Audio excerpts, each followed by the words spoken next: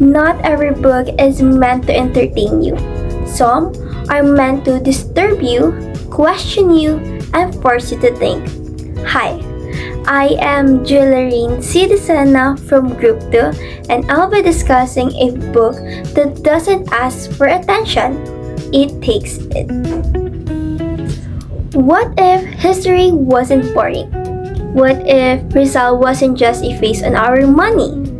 And past wasn't just a date you had to memorize for your exams.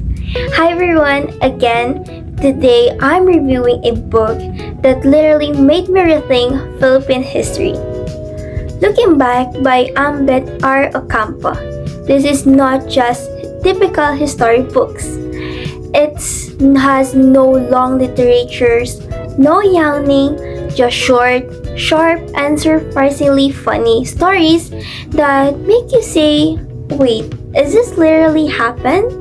So if you ever thought about history was dull, stay with me because this book might change your mind. Before we dive in, let's talk about the author. Ambeth Ocampo is a Filipino historian, writer, and a former chair of the National Historical Commission of the Philippines.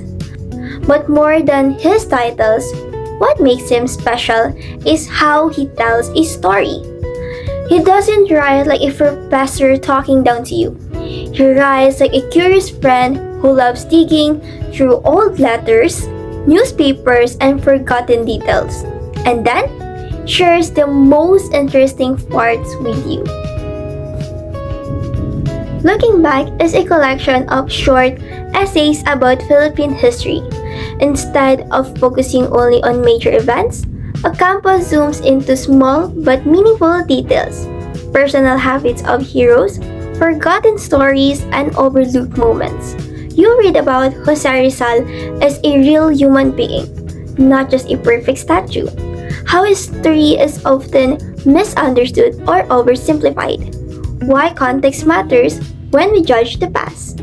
This essay originally came from his newspaper, which explains why each chapter is short, easy to read, and straight to the point. You don't have to read cover by cover, but you can read and open to any pages and still learn something new. What I love the most about this book is his writing styles. It's clear, conversational, witty, sometimes sarcastic, and surprisingly personal. Ocampo asks questions instead of focusing on conclusions. He encourages readers to think, jump, and look deeper, which honestly, it's rare in history books. You find yourself smiling, posing, and even reflecting after some chapters. Looking back is important because it teaches us history. It's not just about memorizations, but about understanding. The book reminds us that heroes were imperfect humans. History is shaped by our choices, mistakes, and perspectives. The past still affects how we think and act today.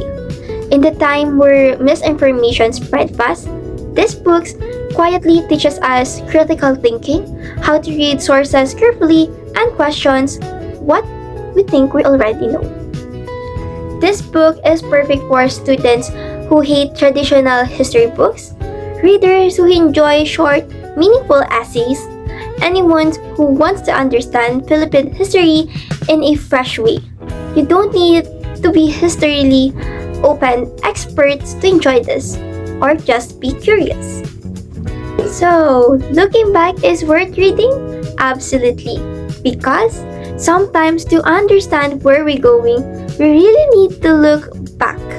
But this time with an open eyes and an open mind. If you enjoyed this review, don't forget to like, comment, and share your thoughts. Tell me which or what book changed the way you see the past. Thank you for watching. Bye!